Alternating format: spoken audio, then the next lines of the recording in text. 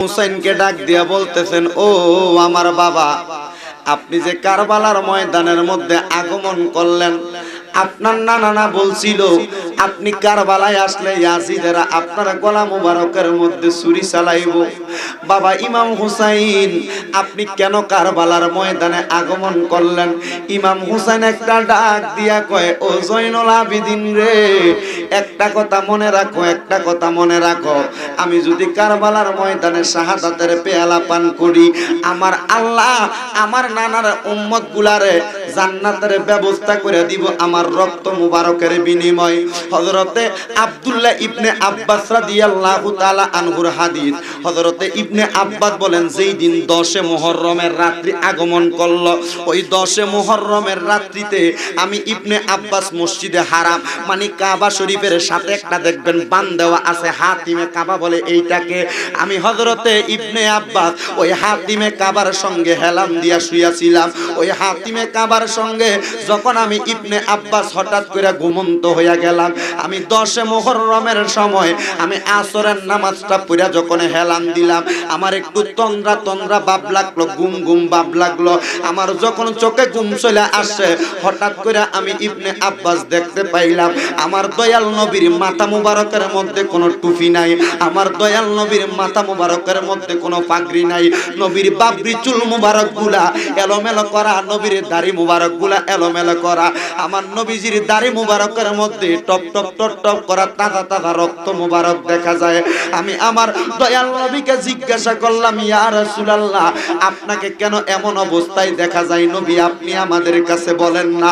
আমার দয়াল নবী কোনো কথা বলে না। আমি দেখলাম আমার নবীজির হাত মুবারকের মধ্যে একটা মাটির পেওয়ালা দেখা যায়, কেউ কেউ বলেছেন একটা পানির পাত্র দেখা যায়। আমার নবীজির হাত মুবারকের মধ্যে মাটির পেওয়ালা পানির পাত্রটা লইয়া আমার নবীজির একটা চাদর মুবারক দিয়া ইমাম হুসাইন পাকের কারবালার ময়দানে যেই জায়গার মধ্যে শহীদ হইয়া গেছে, ওই জায়গার মধ্যে আমার দয়াল নবীজি একটু রক্ত মুবারক গুলা লইতেছে, কাপড়ের মধ্যে নিতাছে, আর চিপ দিয়া দিয়া ওই কৌটাটার মধ্যে নিতাছে। ইয়া রাসূলুল্লাহ, ইয়া হাবিবাল্লাহ, নবী গো, আপনারে দি দেখতাছি আপনি কারবালার ময়দানে রক্ত কুড়াইতাছেন, আপনি দি রক্ত নিতাছেন গো নবী। আমার দয়াল নবী চোখ মুবারকের পানি ছেড়া দেয়, রে ইবনে আব্বাস, আমি এই রক্তগুলা তো এমনে কুড়াই না, আমি আমার কলিজার টুকটা রক্ত মুবারক গুলা এই জন্য কুড়াই। আমার ইমাম হুসাইন রে ওই ইয়াজিদের দলেরা কারবালার ময়দানের ভিতরে শহীদ করে দিছে, আমার ইমাম হুসাইন রে কারবালায় শহীদ করে দিছে রে। ওই রক্ত মুবারক গুলা আমি কুড়াইয়া কুড়াইয়া এই পাত্রটার মধ্যে নিতাছি। ইয়া রাসূলুল্লাহ, কেন আপনি পাত্রের মধ্যে রক্ত মুবারক গুলা নেন? আমার দয়াল নবী কই, এই রক্ত মুবারক গুলা হাসরের ময়দানে যখন আমার আল্লাহ আমার উম্মত গুলারে তুলবো, আমার উম্মত গুলা যখন গুনাহগার হইয়া আল্লাহর কাঠগড়ার ভিতরে আসামি হইয়া যাইব, আমি আমার আল্লাহর কাছে বলবো, আল্লাহ আপনি না বলেছেন আমার উম্মতের জন্য আমার ইমাম হুসাইন যথেষ্ট, আমার ইমাম হুসাইনের রক্ত মুবারক গুলা আমি আমার আল্লাহর কাছে দেখে বলবো, মাবুদ এই রক্ত মুবারকের বিনিময়ে আমার কতগুলা উম্মত আপনি নাজাত দিবেন। আমার দয়াল নবী এই কথা বলে বলে কান্দে। ইবনে আব্বাস আমার দয়াল নবীরে প্রশ্ন করতেছে, জানতে চাই, ইয়া রাসূলুল্লাহ, তাইলে আপনার এই চেহারা মুবারকের দাড়ি মুবারক গুলার মধ্যে কি লেগে রক্ত মুবারক দেখা যায়? আমার নবী কয়, হায় রে, এগুলা কিসের রক্ত মুবারক জানোনি? আমি কারবালার ময়দানের মধ্যে গেছিলাম, আমি যাইয়া দেখি আমার দয়াল কলিজার টুকরা ইমাম আলী মাকাম ইমাম হুসাইন কারবালার ময়দানের ভিতরে শহীদ হয়ে গেছে। কল্লা মুবারকটা একদিকে পড়া রইছে, দেহ মুবারকটা একদিকে পড়া রইছে। আমি যে গলা মুবারকটার ভিতরে চুমা দিছি, ওই গলা মুবারকটার মধ্যে ওই দুষ্ট ইয়াজিদ তলোয়ার দিয়ে আঘাত দিছে। আমি দেখছি রে, কল্লা মুবারকটার ভিতরে রক্ত মুবারক লাইগা রইছে। আমি না সর্বক্ষণ ইমাম হুসাইনের গলাটার ভিতরে চুমা দিছি, যেই জায়গাটাই ইয়াজিদের তলোয়ার চালায়া দিছে, আমি দয়াল নবীজি আমার ঠোঁট মুবারক দিয়ে ওই জায়গাটাই চুম্বন করছি। ইয়া রাসূলুল্লাহ, ইয়া হাবিবাল্লাহ, আপনি কি ইমাম হুসাইনকে কারবালার ময়দানে যাইতে নিষেধ করেন নাই?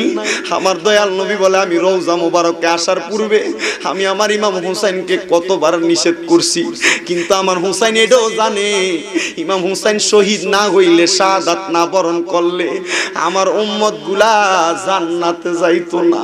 আমার ইমাম হুসাইন কারবালায় শহীদ হওয়ার সর্বপ্রথম কারণ নিজের ইচ্ছায় নিজের গলা মোবারক ইয়াজিদের হাতে দিয়া দিছে।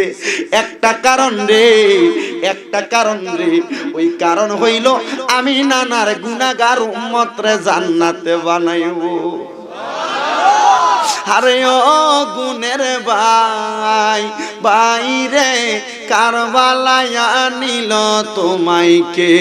হায় রে ও গুনের ভাই, ভাই তোমায় কে? হায় রে ও গুনের ভাই, ভাই ও তোমায় কে?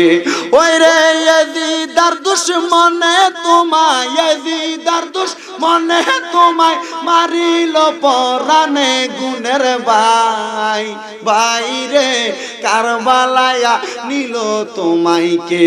হায় রে ও গুনের ভাই, একটু মোহাব্বতের আওয়াজ নিয়ে পড়েন না, একটু মজা লাগবে।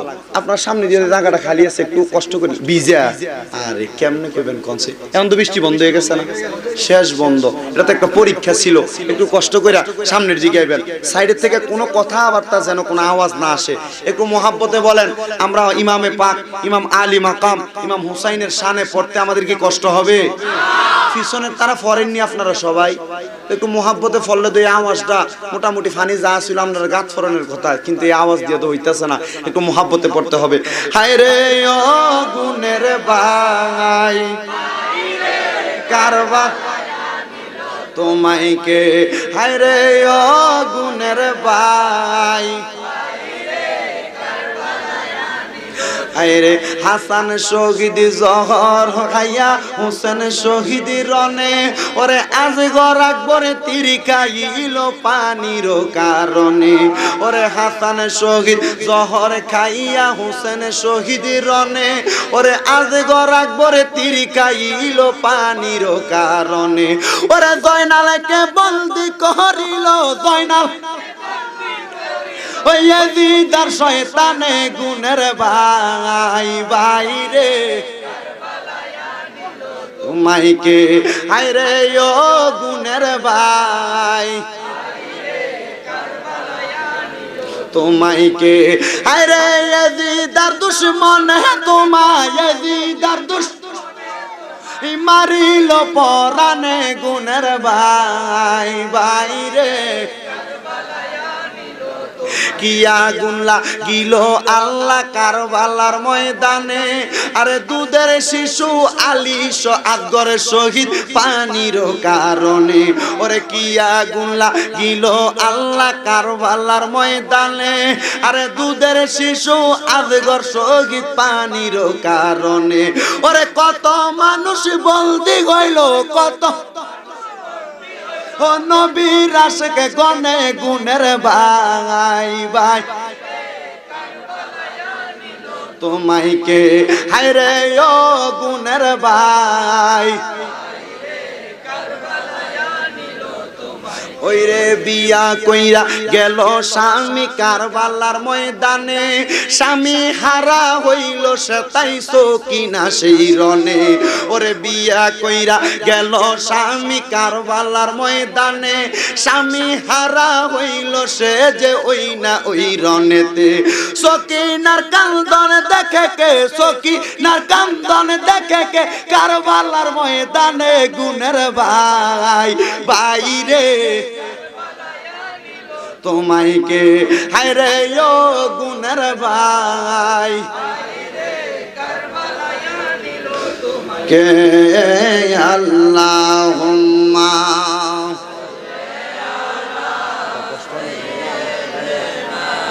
মাওলানা ওয়ালা আলে আমাও বাজানা।